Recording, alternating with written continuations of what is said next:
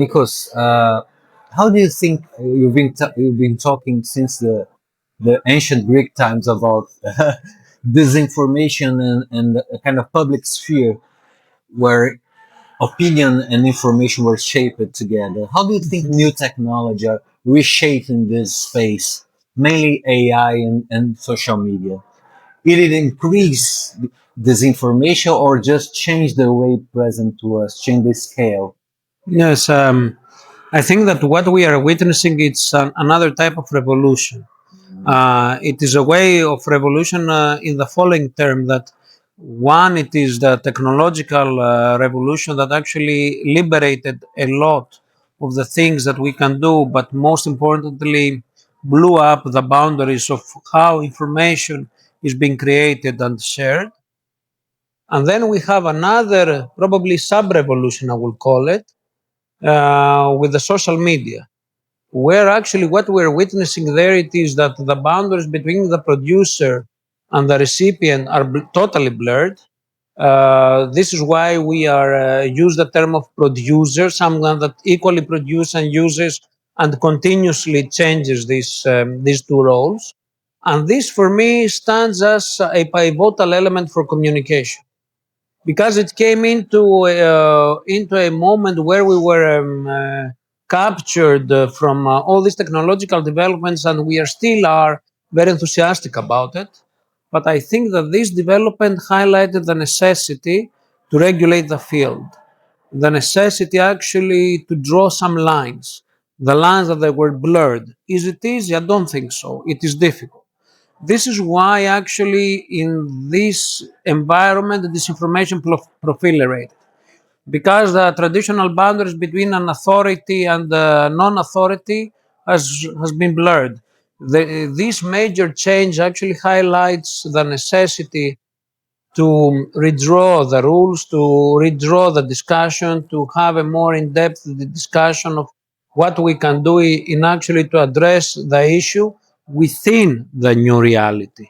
We cannot abolish the new reality, but we have actually to understand what are the rules of the game, what we can do in order to address the phenomenon. And to that extent, disinformation relates a lot, I think, with the necessity to inform the people, to inform the public, but equally for the state and for the governments and for the international organization to take their responsibilities in order to address this phenomenon. Yeah. So actually, we are all gatekeepers now. We don't have Yes. gatekeepers. In this sense, what's the role of the old gatekeepers, Or like the journalists, Exactly. the I think professional journalism I itself? think this is an important question. We have a new type of gatekeepers, and these gatekeepers, I think, are the big tech companies because they own the game, they own the platforms, and they set up the rules.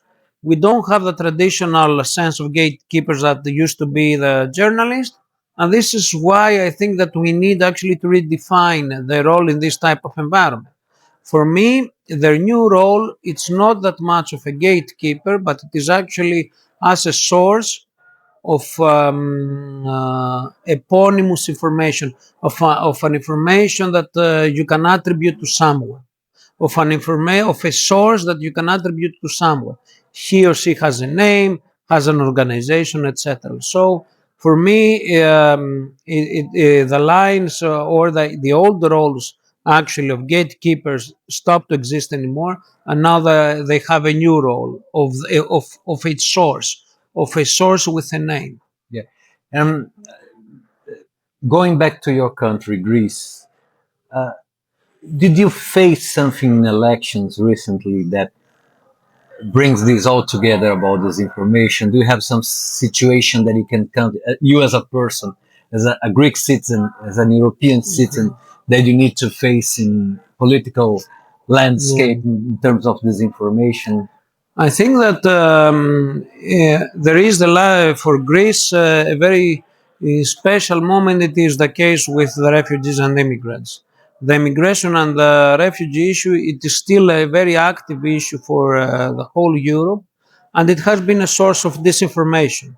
I will just highlight an important moment where there was a rumor, there was a fake news circulated among the refugees that the borders are open.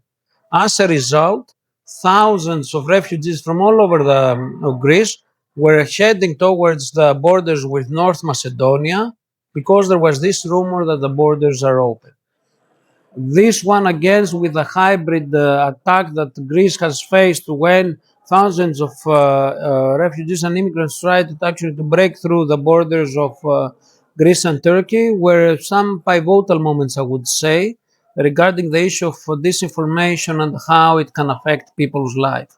But I think that what it means, what we should have in mind, that it is information should be dealt as a very important element, that it is our that there is a necessity to protect it, and most importantly to discuss deeply with the society. Like a public good that Yes, we need to take exactly, as a exactly. public good. It is a public good, I think, and this is actually what I suggest with an article that I have recently published. Thank you very much. Thank you as well, Thank you. Alex. Thank you. Thank you.